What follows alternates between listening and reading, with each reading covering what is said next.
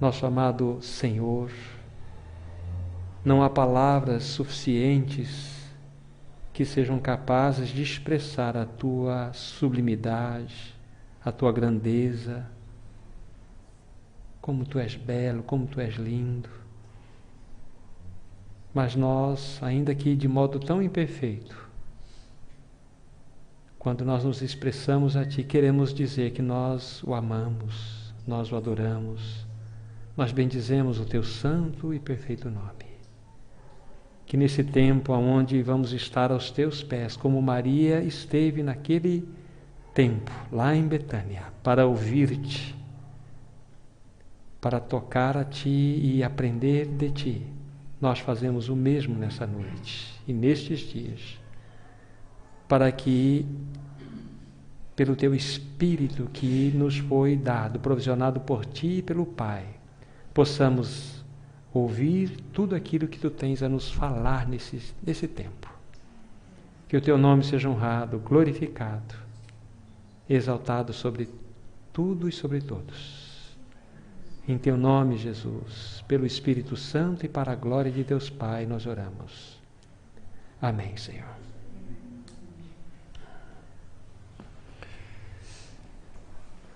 Como é precioso, nós já vamos verificar algumas passagens das Escrituras Sagradas, como é precioso nós olharmos esse livro santo de Deus, a Bíblia, e enxergarmos nesse livro que há um caminho de salvação, que é um caminho que o Senhor nos deixou pelo seu amor para que nós pudéssemos ser tirados daquele estado de miséria, daquele estado de pecaminosidade com o qual todos nós nascemos, para que, depois de removido desta situação, ganharmos uma vida, a vida dele mesmo, para que, através desta obra, através deste sacrifício realizado, nós pudéssemos ser identificados com Ele numa nova vida. Quando nós olhamos o livro de Romanos, eu queria fazer apenas algumas colocações introdutórias sobre este aspecto que vamos estar abordando e depois vamos, na direção do Espírito, para um caminho que nós tivemos aqui como indicação do texto que vai estar norteando esse tempo juntos, de Efésios capítulo 4. Rogo-vos, pois, que andeis de modo digno da vocação com a qual fostes chamados, com toda humildade, e assim como nós lemos no texto. Mas se faz necessário fazermos aqui algumas observações dentro dessa obra perfeita, maravilhosa, que todos nós fomos agraciados por ela, a obra do novo nascimento. Quando nós estudamos o livro de Romanos, por exemplo, nós temos dentro dos seus capítulos iniciais, principalmente no capítulo 1, do capítulo 1, verso 1 até o seu verso 17, todos aqueles aspectos introdutórios que apresentam a carta, culminando ali quando o apóstolo vai mostrando que ele diz lá, eu não me envergonho do Evangelho, porque ele é o poder de Deus para a salvação de todo aquele que crê, primeiro do judeu e também do grego. Porque a justiça de Deus se revela de fé em fé, porque está escrito, meu justo viverá da fé. Então nós temos ali, dentro desses versículos iniciais, o aspecto introdutório, como se fosse o coração de todo o livro de Romanos, porque Paulo tinha o intento de apresentar inicialmente ali todo o aspecto da justiça de Deus, revelada unicamente no Evangelho. E o Evangelho, segundo o capítulo 1 mesmo, versículo 4, fala que é o Evangelho de Deus. E o Evangelho de Deus, irmãos e irmãs, é muito mais amplo do que a regeneração. Para que os irmãos e eu também possa estar sendo lembrado dessas verdades, o Evangelho que aponta-nos para a obra perfeita de Cristo, no mínimo, vamos colocar, envolve 3 tipos de salvação. 3 tipos de salvação. Primeiro é a regeneração. Porque todos nós viemos a este mundo numa condição de perdidos, estávamos mortos espiritualmente falando. Mas a obra do Senhor, nós vamos falar logo mais um pouco sobre isso, veio para que nós pudéssemos ganhar vida, quando Ele realizou de modo perfeito e cabal na cruz toda aquela obra maravilhosa de justificação. Ganhamos vida em nosso espírito. Então esse é o primeiro aspecto, quando a gente fala do Evangelho de Deus, é a salvação do nosso espírito. Mas a Bíblia fala mais sobre o aspecto desse Evangelho profundo de Deus. Fala de um outro aspecto ou de assuntos que tocam salvação. Por exemplo, a salvação do nosso corpo físico. A Bíblia fala que um dia nós teremos um corpo igual ao corpo de Cristo. Nosso corpo será redimido. Ganharemos um corpo igual ao corpo de Cristo. Isso envolve salvação. Mas falamos do corpo e falamos do espírito, mas há um outro aspecto tremendamente significativo que muitas vezes nós temos pouco discernimento sobre o que está acontecendo dentro da nossa jornada cristã, que é a salvação da nossa alma. Isso é um processo. Então, dentro desses 3 pontos que destacamos aqui, a salvação do espírito, do corpo e da alma, nós temos já o aspecto amplo do Evangelho de Deus. Fomos salvos, podemos dizer, né, que pela graça do Senhor, que todos aqui estamos, se um dia nos rendemos ao Senhor, nós tivemos o quê? O novo nascimento, ganhamos vida em nosso espírito. Então fomos, eu estou colocando esse verbo dentro desse tempo mesmo, passado, fomos salvos. Mas eu posso dizer que nós seremos salvos futuramente. Não estou entrando em contradição, seremos salvos no que concerne ao corpo físico. O nosso corpo não é caído? É caído. É exatamente por intermédio dele que nós, de fato, servimos muitas vezes o pecado. Mas ele será salvo, um dia ele terá a sua transformação, será um piscar de olhos. Transformar, nós ganharemos um corpo glorificado igual ao de Cristo. Então, fomos, seremos. Mas tem um aspecto que podemos dizer, estamos sendo salvos em nossa alma. E a nossa alma, ela é a sede de 3 aspectos fundamentais que envolvem a nossa pessoalidade ou personalidade. A nossa vontade, a nossa mente e nossas emoções. E é dentro desse âmbito que nós estamos dentro de um processo salvífico, constantemente sendo salvos.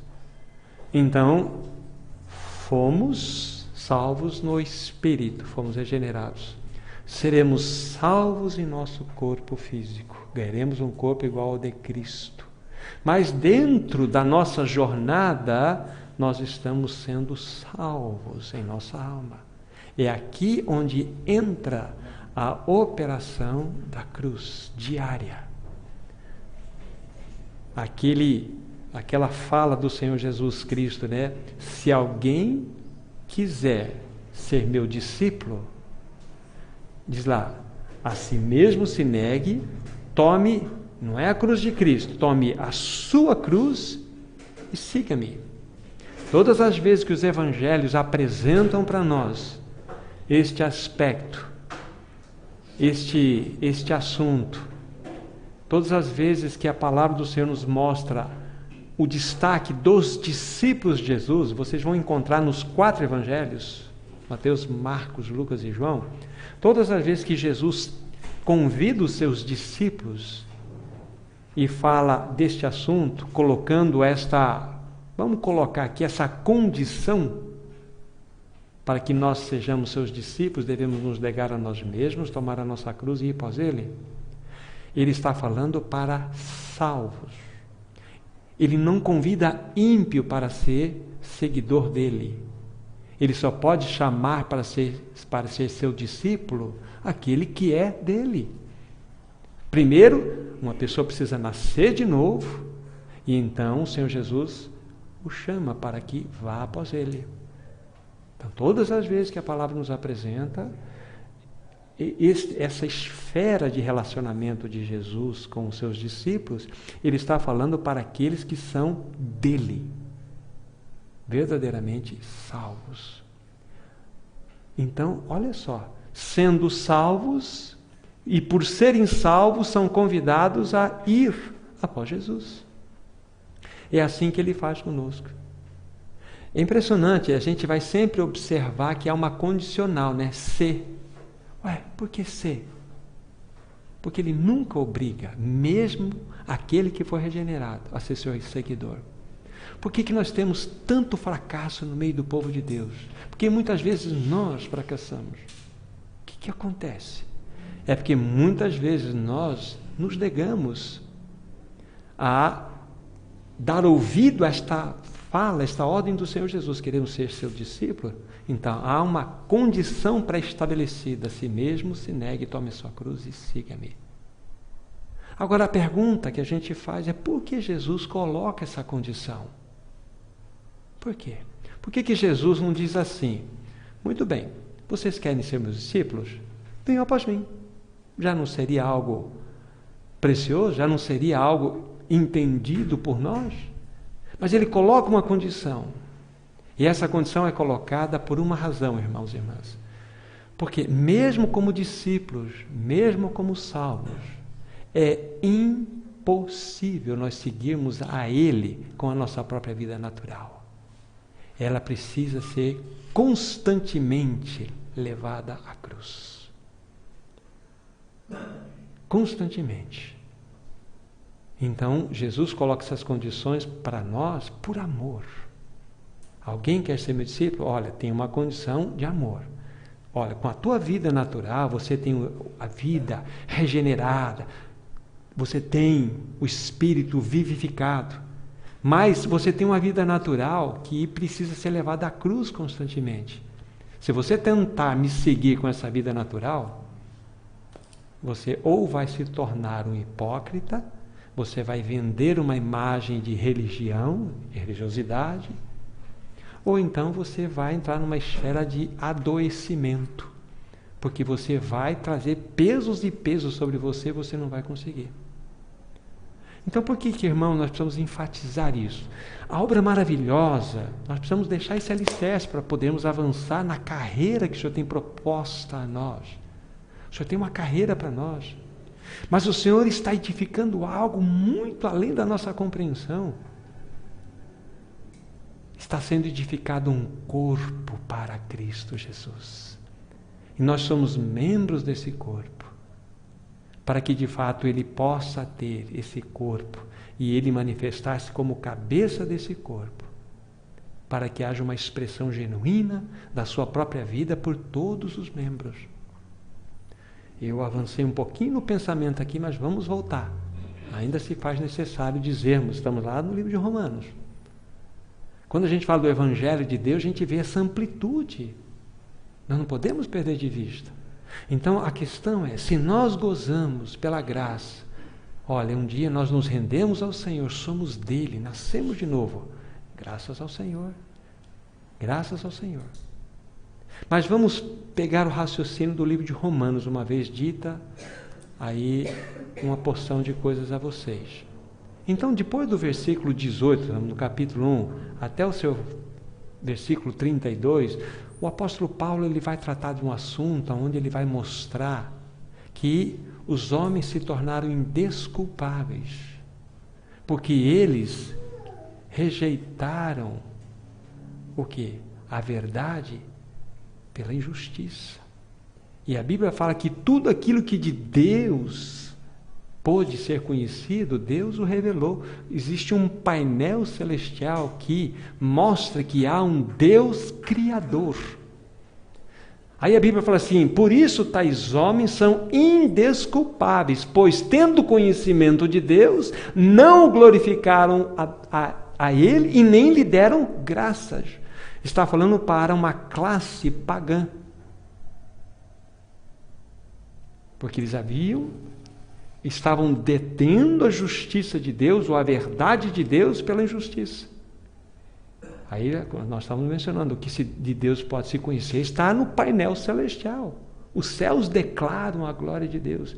Então, o homem se torna indesculpável porque tem um céu dizendo, há um Criador.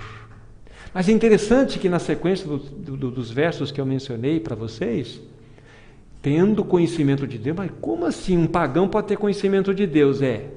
Que há um Deus Criador. Não glorificaram, mas espera lá, um pagão. Veja só como que Deus trata desse assunto. Então, significa que Deus deixou registro no coração de cada pagão. Um registro de uma consciência moral de que há um Deus que governa esse universo. É interessante. Não só os céus proclamam a glória de Deus, mas Deus deixou registrado no coração de cada homem e cada ser humano que, na sua condição de consciência, ele sabe que há um Deus. Mas a Bíblia fala assim: eles não glorificaram nem lhe deram graças, antes se tornaram nulos em seus próprios raciocínios. Olha, obscurecidos em sua mente. E na sequência, sabe o que eles fizeram? Eles começaram a criar simulacros em imagem de homens e de animais e se prostrarem diante deles. Por que a idolatria surgiu? Impressionante o capítulo 1 de Romanos. Porque o homem, perturbado com a sua consciência, porque ele sabe da existência de Deus, ele precisava aplacar a sua consciência, então ele cria simulacros para que ele então possa continuar na prática da sua pecaminosidade, e ele vai enganando-se a si mesmo e esquecendo-se de que há um Criador. Há um outro elemento que testifica da existência de um Deus soberano. Só estou dando um pouquinho mais de detalhe para vocês depois estudarem dentro deste assunto alguns aspectos importantes que envolvem a sequência de que nós vamos estar tratando com vocês. Quando vocês veem lá depois o final do capítulo 27 de Atos, só apenas com menção, Paulo sofre aquele naufrágio. Vocês lembram que ele cai lá numa ilha?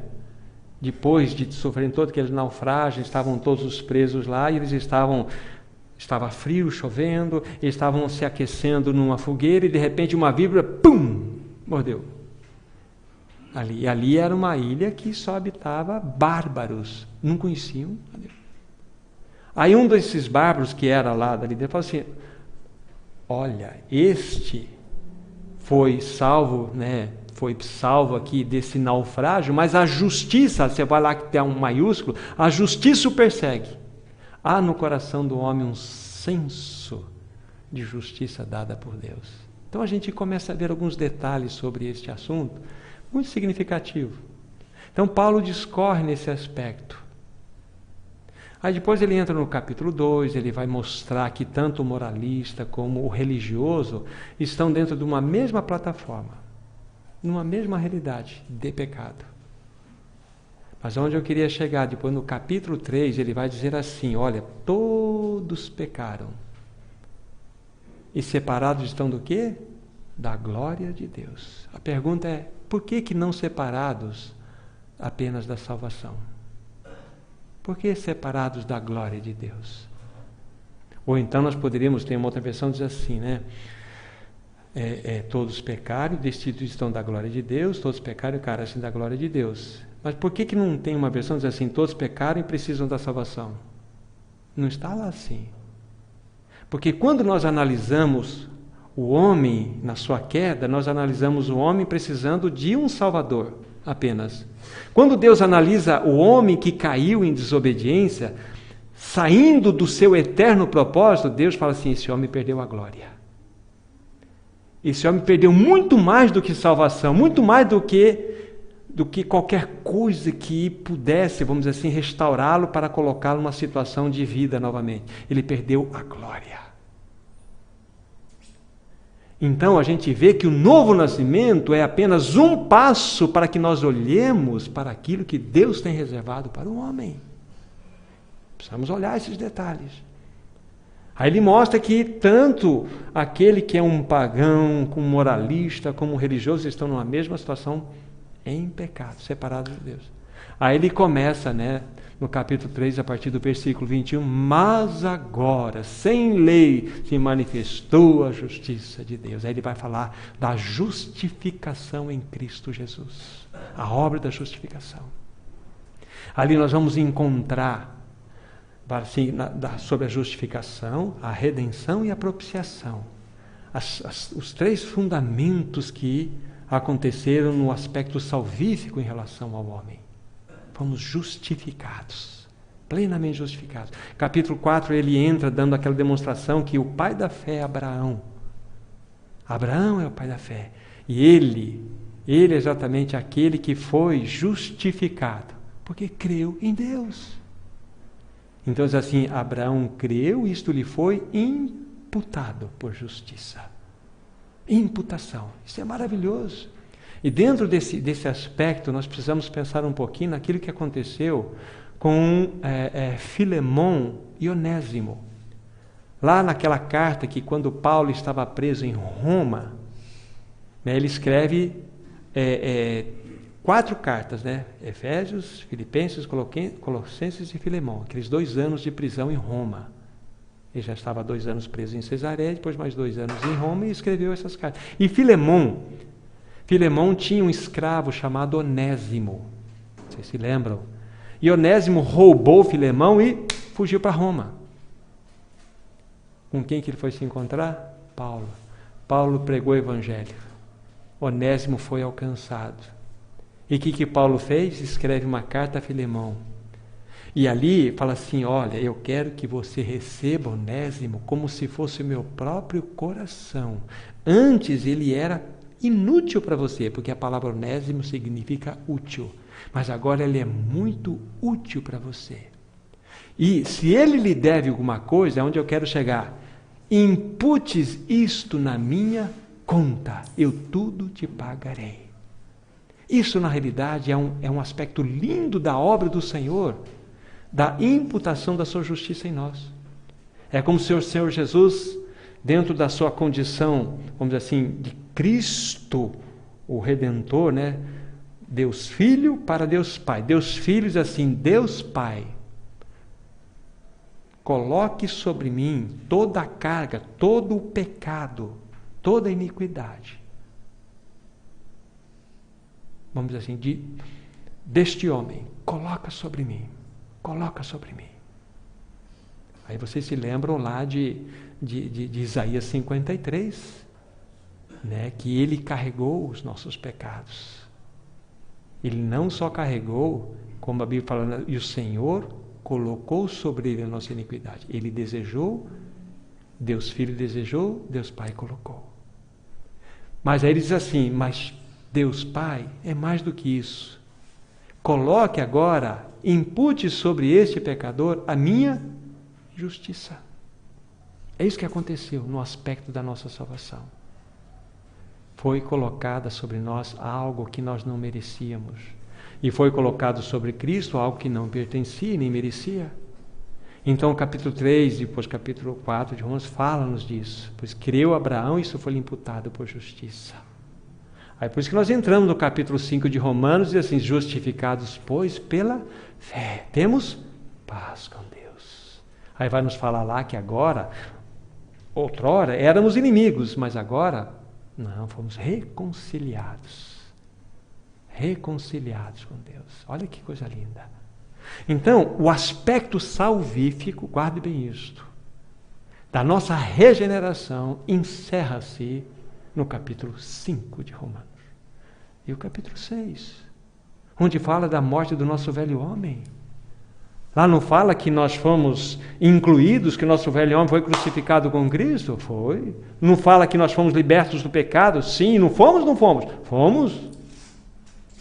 O capítulo 6 começa uma nova jornada, que é o processo de santificação no homem. Ali não fala-se de regeneração. Fala de santificação, fala de substituição de vida. Fala de não mais eu, mas Cristo agora em mim.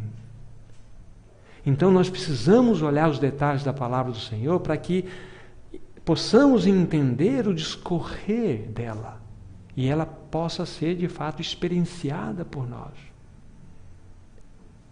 É interessante que Romanos 6,6, será que nós precisamos lembrar, né? Sabendo isto, que foi crucificado com ele nosso velho homem, para que o corpo do pecado seja desfeito e não sirvamos mais o pecado como escravos. Vocês já pensaram nesse versículo?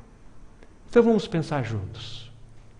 Sabendo isto, estamos sabendo algo. Que foi? Foi tempo passado, consumado, para sempre, de uma vez por todas. Que foi o quê? Crucificado com ele, aí nós vamos lá. Foi crucificado. Aí tem uma tríade aqui. Eu vou citá-la novamente. Velho homem, corpo do pecado e pecado. Quem foi crucificado com Cristo? Essa é a pergunta. Nós precisamos saber. O velho homem. Sabendo isso, que o nosso velho homem foi crucificado com Cristo. Para quê? O corpo pertencente ao pecado, que é dominado pelo pecado, diz o que na sua e na minha versão? Seja destruído e desfeito? Risca. Isso não é a versão original. Lá é desempregado, colocado em inatividade. Estamos batendo nesses fundamentos que são conhecidos por nós para avançarmos um pouquinho, para falarmos da obra sublime que Ele quer realizar no meio do seu povo. Mas nós precisamos ter fundamento para isso. Precisamos ser ordenados em pensamentos que outrora eram desordenados. Então, o velho homem foi crucificado. Esse velho homem, a nossa velha natureza, foi crucificada com Cristo. Para que o corpo pertencente a pecado seja desempregado. Isso aqui fica sem emprego. E o pecado, veja se, não exerça mais o seu senhorio, né? E o pecado não tenha domínio, né? Para seja destruído e não sirvamos o pecado como escravos, para ele não exercer o senhorio em nós. Agora você pergunta, mas escuta, eu não estou entendendo, Thomas, essa questão de corpo do pecado. Então vamos agora, eu quero que vocês abram comigo capítulo 3 de Romanos, só para vocês entenderem um pouquinho o que é corpo do pecado. Romanos capítulo 3. Eu vou lendo alguns versos, vou destacando para vocês. Capítulo 3, deixa aí no versículo do 10 em diante.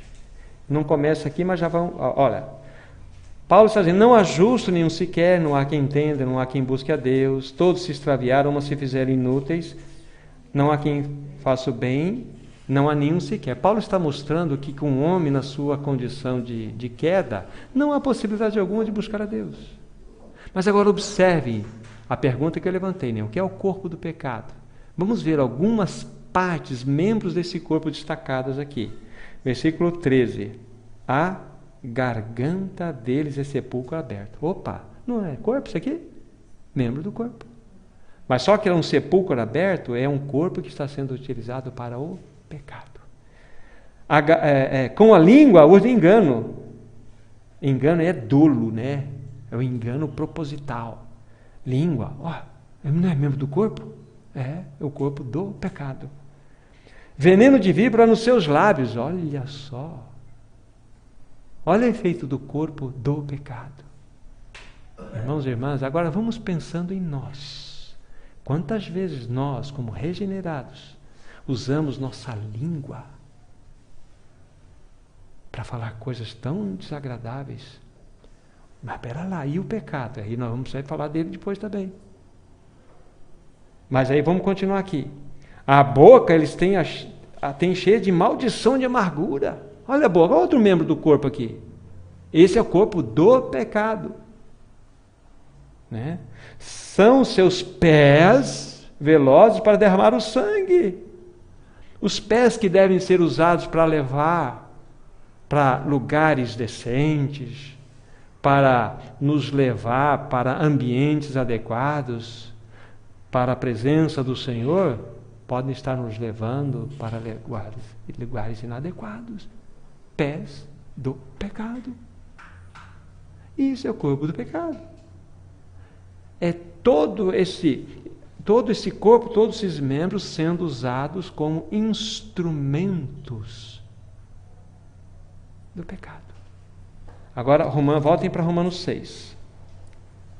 Então, diz assim que foi crucificado com ele o nosso velho homem, para que o corpo do pecado seja desfeito, ou seja, desempregado. E lógico, o pecado então não vai exercer mais o seu senhorio, e não sirvamos mais o pecado como escravos. Agora, vamos só observar um detalhe. Veja o versículo 12, mesmo capítulo 6. Não reine, portanto, o pecado aonde? No vosso corpo mortal. Já não é mais corpo do pecado, observaram? Gozado.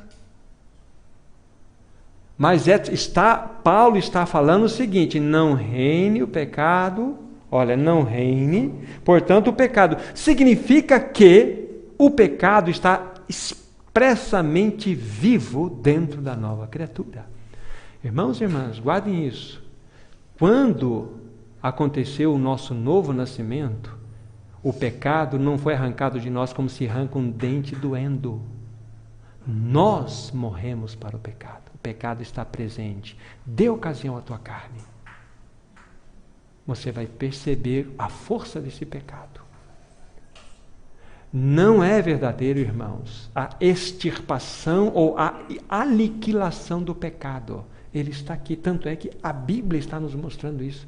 Não reine, portanto, o pecado. Se o pecado tivesse sido aniquilado, isso aqui está desnecessariamente embutido aqui. Ninguém vai falar assim, cuidado com perigo, se não tem perigo. Cuidado com a escadaria. Se olha para o lado, mas não tem escadaria aqui, que cuidado que eu vou ter? Mas se tem uma escadaria, eu tenho que tomar cuidado.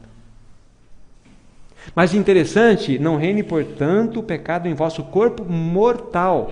Olha só, não é mais o corpo do pecado. Porque quando nós, aí a gente precisa associar algumas coisas aqui. No versículo 6, nós estamos tendo uma informação, um conhecimento, uma verdade que aconteceu conosco. Deus estabeleceu uma obra perfeita na pessoa do seu Filho, de modo eterno e cabal. Não se repete, genuinamente estamos mortos em Cristo. O nosso velho homem foi crucificado em Cristo. Isto é o aspecto que temos posicionalmente diante de Deus. No entanto, experimentalmente, dia após dia, nós precisamos aplicar o que foi feito por nós por intermédio de Cristo para que nós experimentemos a sua vitória em nós. Aí nós começamos a entender, porque, pera lá, mas se eu morri com Cristo, o meu velho homem está crucificado com Cristo, por que então acontece isso comigo? Por que eu tenho essas reações? Por que eu falo isso, falo aquilo? Por que esses pensamentos ou emoções impuras vieram?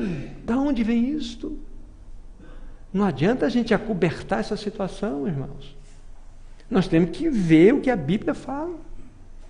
Aí por isso que no versículo 11 vai nos dizer, uma vez que o nosso velho homem foi crucificado com Cristo, aí você pode ler o versículo 11. Assim também vós considerai-vos o quê? Mortos ao pecado, mas vivos para Deus em Cristo Jesus. Ah, sim. Por que eu posso me considerar morto ao pecado? Porque Cristo me crucificou nele. Agora, tem como eu andar e não ter essa compreensão de que eu fui crucificado em Cristo e experimentar a vitória? Não tem.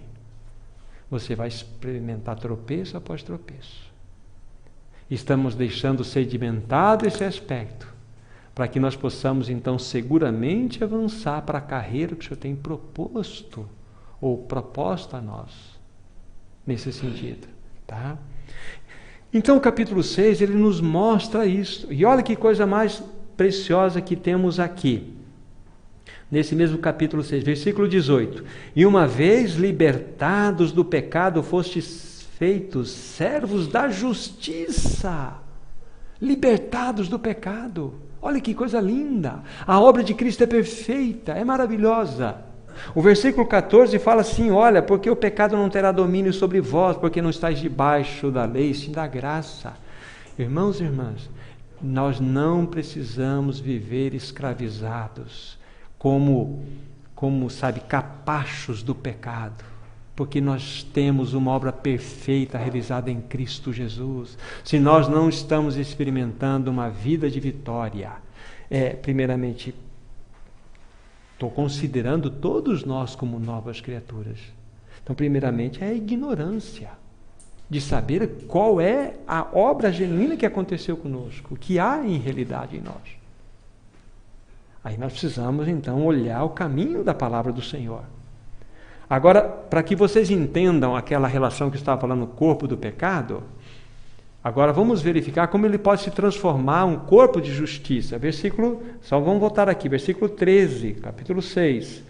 Nem ofereçais cada um dos seus membros do seu corpo. Olha, aquele corpo que era do pecado, agora é um corpo mortal, de fato, ele é mortal, ele está sendo desfeito.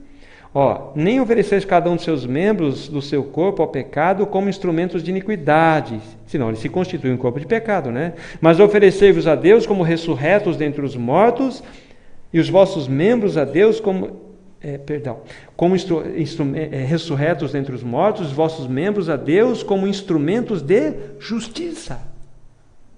Então, aqueles membros que eram oferecidos outrora para servir pecado, impureza, tudo aquilo que nós vimos e tantas outras coisas mais, envolve a nossa mente também, está aqui agora e devem ser oferecidos a Deus como instrumentos de justiça. Por quê? Porque há uma obra plena realizada em Cristo e fundamentado nessa obra, nós podemos ter uma experiência de vida. Então veja só que Romanos não acaba no capítulo 5, que ali está a nossa justificação. Paulo podia botar um ponto, vocês estão perfeitamente salvos, justificados, pronto.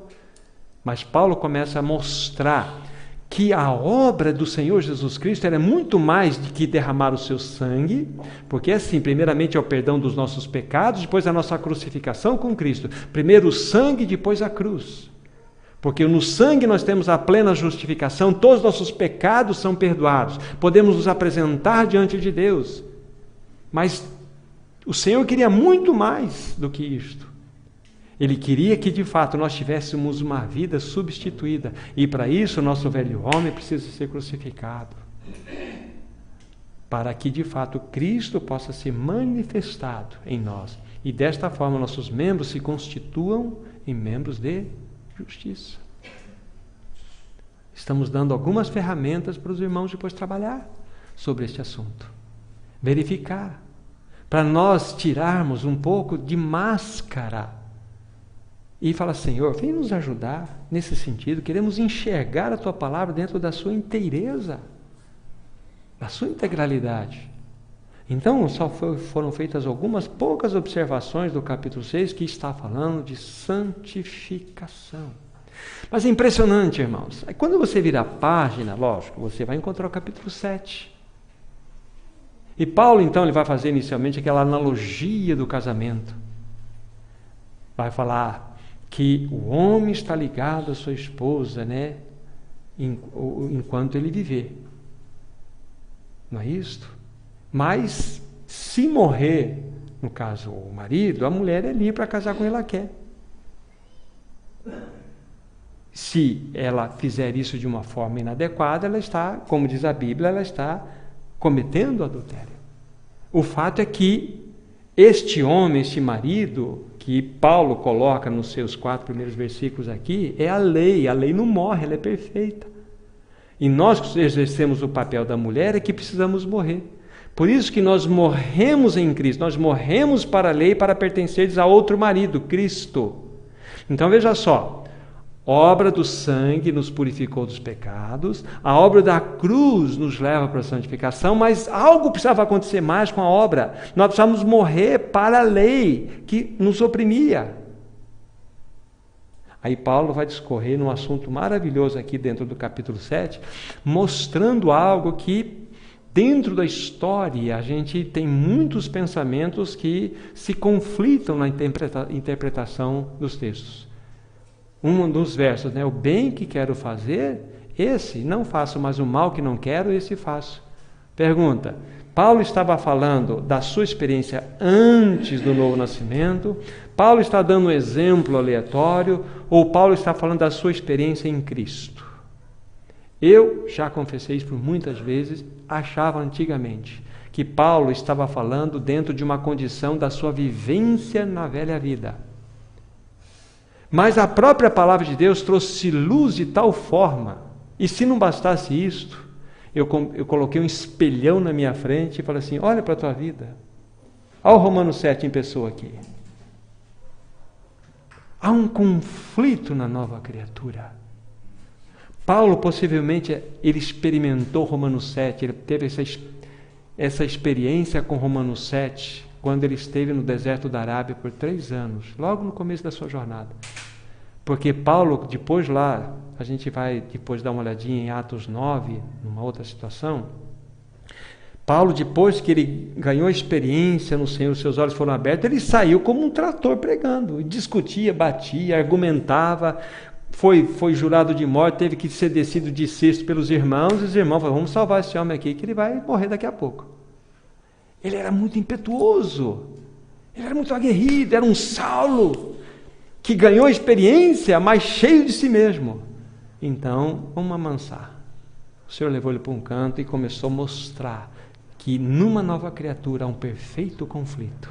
Analise a vida de Paulo, ou mesmo, melhor dizendo, de Saulo de Tarso, na sua condição anterior ao novo nascimento. Era um homem íntegro, perfeito, não tinha conflito nele. Ele era, diz lá, né, era fariseu dos fariseus, da tribo de Benjamim. Ele era, quanto à justiça, irrepreensível, havia uma integralidade. Paulo não tinha conflito, quando nasceu de novo entrou no conflito. Ou não é assim conosco? Ora, aí Paulo, ele escreve, gozado Romanos 7, depois do capítulo 6, que bom, né? Ele tem número, apesar que a escrita das cartas não obedece os números, isso foi colocado para nos ajudar. Mas se nós fôssemos escrever Bíblia, nós inverteríamos as páginas, né? Botaríamos o conflito primeiro e depois Romanos 6, que é a libertação do pecado. Mas a Bíblia coloca a libertação do pecado primeiro para depois falar do conflito. É assim que está aqui. Então o conflito é nosso. O conflito é nosso. É interessante que nós estamos falando da lei. Porque Paulo, dentro, vamos dizer assim, nascido de novo, dentro da sua justiça, do seu ímpeto, falou assim, bom, agora deixa eu comigo, lei é comigo mesmo, vou cumprir. E não somente, vamos só dar essa colocação, não somente envolve a lei mosaica aqui, isso envolve todo o aspecto de direção, de vontade do Senhor para a nossa vida. Nós jamais poderemos atender os anseios celestiais com a nossa carne, nunca. Nunca. Nós vamos sofrer. Aquela história, Senhor, essa semana vai ser diferente. Aí você vai tratar bem sua esposa, seus filhos, você vai prometer muitas coisas que você não vai dizer, vai falar. Você aguenta 5 dias, 10 dias, de repente você sai como um trator, sendo o que você é. Porque você tentou colocar uma camisa de força espiritual, religiosa, dentro da sua condição natural. Você trombou com você mesmo, você viu que você não pode. Graças a Deus por Romanos 7. Mas nós não precisamos ficar aqui. Mas Paulo, ele queria então, esse é o raciocínio que o Espírito trouxe a Paulo dentro de Romanos. Ele queria, de fato, mostrar que há essa ordem do Espírito no livro de Romanos. Justificação dos nossos pecados, a nossa cruz trata com nossa vida natural, deve ser permanecida na cruz, e mostra-nos, se nós formos buscar atender às demandas de Deus na nossa própria força, o bem que quero fazer, e se não faço mais o mal que não quero, esse faço. E graças a Deus, porque chega lá no versículo 24 e fala assim, desventurado homem que sou, quem me livrará do corpo desta morte? Opa, nós já achamos um outro tipo de corpo aqui. Ó. Primeiro foi o corpo do pecado, corpo mortal, mas agora o corpo de morte. Não é isso? Não é interessante isso? Por que corpo de morte? Corpo de morte porque na nossa força natural, nós não temos nenhuma competência de obedecer à lei santa de Deus. Então, em relação à lei de Deus, esse é um corpo de morte. Como que o celestial será atendido pelo caído? Nunca. Então, é corpo de morte. Com relação ao pecado, ele é ele é ligado. Então, nós precisamos morrer para o pecado e precisamos morrer para a lei. Com relação, morremos ao pecado, para que ele não tenha domínio sobre nós, e com relação à lei, para que também nós não vivamos debaixo dessa pressão, porque nós somos de outro, de Cristo Jesus. Não é isso? Então, esse é um apanhado assim, bastante geral e superficial do livro de Romanos, para a gente ter ferramentas. Porém, no verso 25 desse mesmo capítulo, Paulo vai dizer assim: graças a Deus por Jesus Cristo, por nosso Senhor, de maneira que eu de mim mesmo, com a mente, sou escravo da lei de Deus, e segundo a carne da lei do pecado. Paulo fala uma coisa interessante. Antes disso, só observem aqui uma coisa no versículo 22, no mesmo capítulo. Porque no tocante ao homem interior, tenho prazer na lei de Deus. Essa expressão homem interior é o espírito regenerado. Só alguém pode ter prazer na lei de Deus se tiver um espírito regenerado. Então Paulo está falando de uma situação de regenerado. Mas se ele usar a força natural da sua vida para obedecer a Deus, ele é desventurado. Desventurado que eu sou, quem me livrará?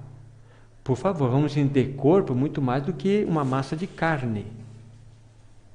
Tem uma força moral aqui. Tem uma força moral nesse texto. Porque o pecado habita em nós. Essa é a realidade. Então nós temos aí, no versículo 25, então, que Paulo está mostrando que ele, de maneira com a sua mente, não é? Ele é escravo da lei de Deus. Ele entende, ele quer ser escravo. Mas com o corpo é da lei do pecado. Graças a Deus por Romanos capítulo 8.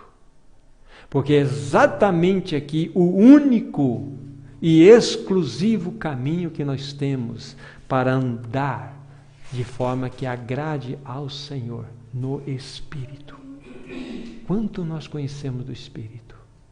De uma relação perfeita com a terceira pessoa da Trindade. Porque a única maneira de nós andarmos de tal forma que não vamos ser dominados pelo pecado, ser escravos dele, é andando no Espírito. Você nasceu de novo, o Espírito Santo está em você, perfeitamente. Mas uma coisa é o Espírito Santo está em você, a outra totalmente diferente é você andar no Espírito. Gálatas, o que diz Gálatas 5:24? Andai no Espírito e jamais satisfareis a concupiscência da carne. Está falando para ímpio ou falando para santo? Para santo. Se eu não andar no Espírito, eu vou andar na concupiscência da carne, ou seja, esse corpo potencialmente vai novamente ser dominado pelo pecado que habita em mim. Eu vou potencializar minha velha natureza, que está aos olhos de Deus consumada no que refere-se à morte, mas no meu caminhar experimental, não. Por isso que nós andamos por fé, por isso que nós devemos olhar firmemente para o autor e consumador da nossa fé. Por isso que nós temos uma carreira. Por isso que a Bíblia fala assim: permanecei em mim, olha só, e eu permanecerei em vós. Mas nós temos permanecido em Cristo. Então, aí Romanos 8 vem com toda essa preciosidade. Versículo 14, né? Capítulo 8. Pois todos os que são guiados pelo Espírito de Deus são filhos de Deus. Só uma coisa, estou observando o horário para não avançarmos muito. Uma coisa aqui, é importante depois nós observarmos a diferença que há nas traduções da palavra filhos aqui. Por exemplo, nesse versículo 14 aparece a palavra filhos. Observe no versículo 16 que ele vai aparecer filhos novamente.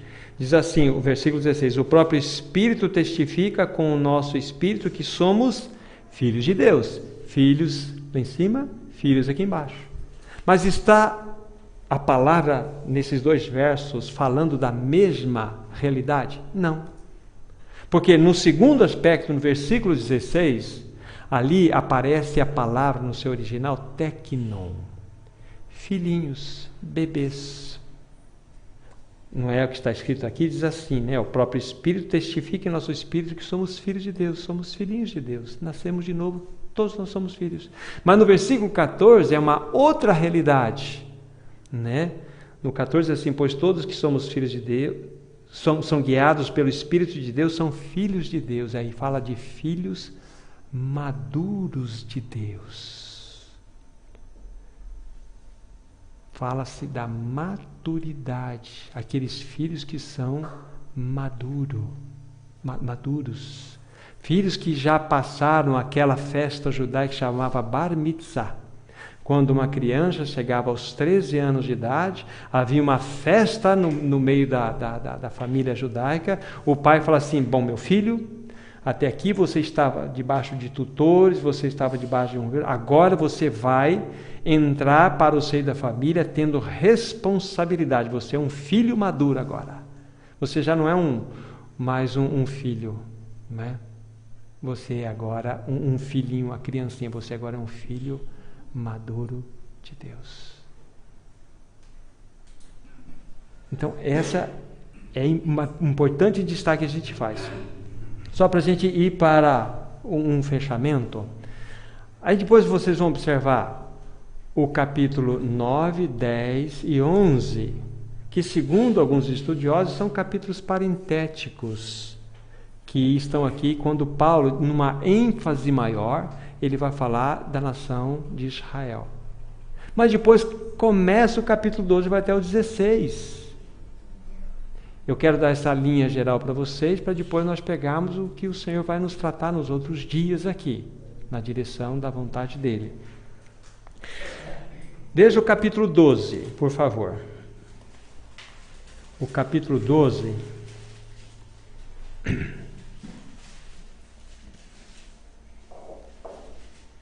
Aí eu não disse a palavra no original de filho maduros, lá é ruios.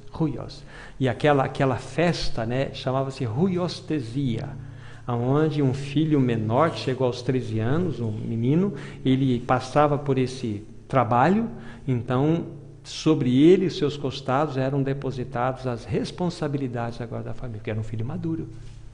Então, o guiado pelo Espírito é um filho responsável, um filho maduro. Então, essas duas coisas, então fica esse registro. Então, no capítulo 12, antes de nós lermos alguns versos aqui, Paulo também poderia acabar o livro de Romanos no capítulo 8, não podia? Podia, porque além do que eu disse, nós não acrescentamos muitas coisas, mas Paulo vai falar de uma coisa muito linda lá. Ele vai falar o seguinte, que todas as coisas cooperam para o bem daqueles que amam a Deus, daqueles que são chamados segundo o seu propósito. Depois vai falar no versículo 29, do capítulo 8, que o que está acontecendo? Nós estamos sendo transformados à imagem do Filho de Deus. Essa é a nossa grande predestinação. Não tem nada a ver para o céu, para o inferno. É sermos conformados, transformados à imagem do Filho de Deus. E depois vai falar, aquele que nos chamou, também, né, ele nos elegeu, depois da sua eleição, ele nos justificou, nos glorificou. Aí tem uma pulada aqui, não tem o santificou, porque é algo que vamos dizer assim, ele não é unilateral, ele é bilateral. A nossa santificação, ela é plena, porque na pessoa de Cristo fomos feitos santos. Mas a Bíblia fala assim, sede santos, porque eu sou santo. Então, preciso que no meu andar haja uma manifestação de santidade. É o crescimento espiritual, a salvação da alma, que estávamos falando lá atrás. É aquele segundo processo do meio, ou terceiro, né, daquela comparação. Aí fala, também glorificou. Paulo podia botar um ponto final aqui no capítulo 8 e falar assim, olha, essa é a carta de Romanos. Essa é a carta de Romanos. E nós saímos de um estado de condenação, passamos por um estado de justificação, entramos num processo de santificação, estamos galgando a glorificação. Ponto, olha que bênção! Mas tem mais capítulos pela frente, Romanos não acabou. Agora veja Romanos capítulo 12, versículo 4. Porque assim como num só corpo temos muitos membros, mas nem todos os membros têm a mesma função, assim, verso 5, também nós, conquanto muitos, somos um só corpo em Cristo e membros uns dos outros. Ora, veja que Paulo vai 12, 13, 14, 15, 16, vai falar só sobre o corpo de Cristo.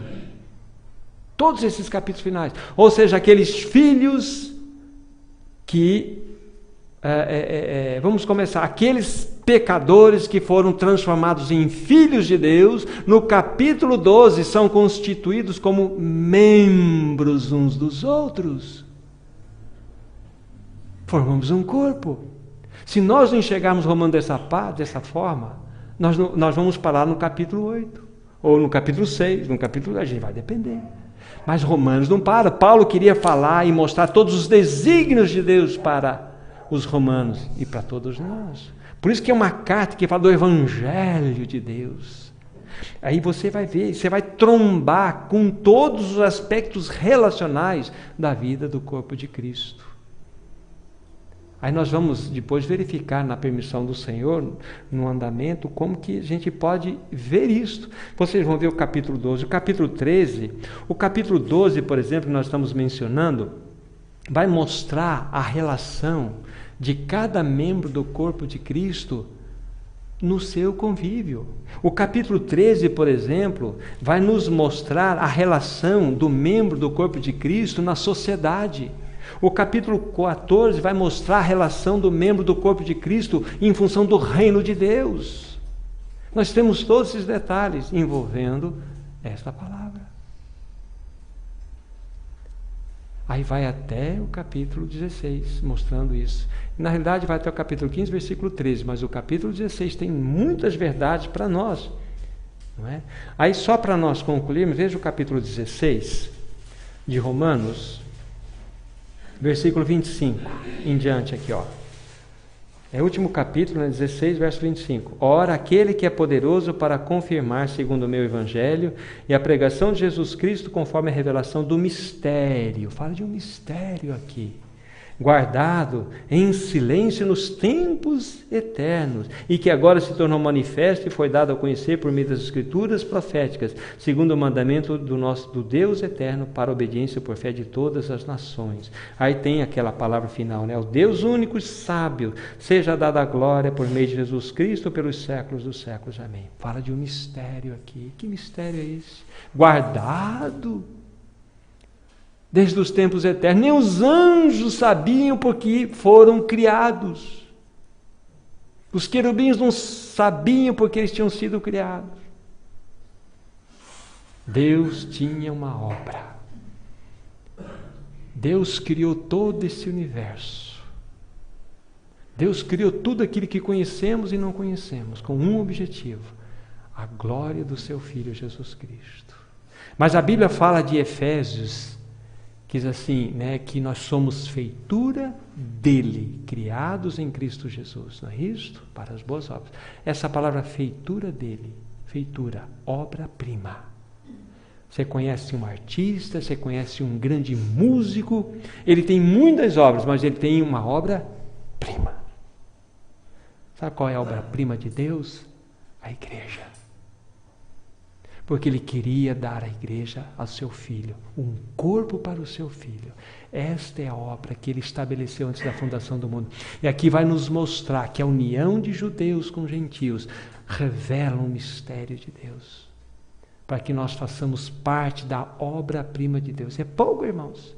Então veja que nós saímos de um estado de condenação absoluta, como começa Romanos, para pertencermos à glória. Aquilo que Deus tem estabelecido. Isso que apresentamos hoje aos irmãos em Minas Gerais. Para que na ajuda do Senhor nos outros dias a gente possa avançar. Então foi dentro desse aspecto. Mas eu queria que o fundamento permanecesse no nosso coração. O fundamento. Nós fomos salvos, regenerados. Estamos sendo salvos. Seremos salvos. Mas por que tudo isso? Deus tem um plano muito glorioso para nós. Ele quer que, de fato, nós entendamos que muito mais do que filhos, que é uma bênção maravilhosa, nós somos membros de uma realidade espiritual chamada corpo de Cristo. Aí nós vamos ver o que é igreja, o que é corpo de Cristo, vamos ver o que é, vamos ver não, o que a Bíblia vai nos mostrar. Para entendermos, para que não incorramos no erro. O Senhor quer que nós vamos para lá e nós estamos achando que é para cá o negócio. E o Senhor quer que a gente vá lá. Tem uma estrada ali, ó. Até para lá que nós temos que ir. Ó. Não, mas Senhor, espera lá, é para cá. Então devemos botar a boca no pó, se humilhar para o Senhor. O que o Senhor quer de nós? Só nos regenerar? Dar vida para nós? Puxa, que bênção! Muito mais Ele quer de nós. Ele quer que nós façamos parte de uma realidade espiritual que só Cristo pode edificar. Homem nenhum poderá edificar a igreja. Só Ele. Aí nós devemos saber qual deve ser o nosso papel em todo esse processo. Que o Senhor nos ajude e nos socorra, irmãos. Vamos agradecer ao Senhor. Nosso bondoso e maravilhoso Senhor, nós somos profundamente gratos a Ti. Nós não podemos compreender a palavra com a nossa mente natural. Por isso nós dependemos do Teu Espírito Santo, para que nós sejamos tocados por Ele. E toda a verdade, toda a medida que o Senhor quis dispensar para os nossos corações nessa noite, possa ser guardada, possa ser estabelecida e possamos responder com fé. Graças Te damos pela Tua palavra. Em nome de Cristo Jesus. Amém.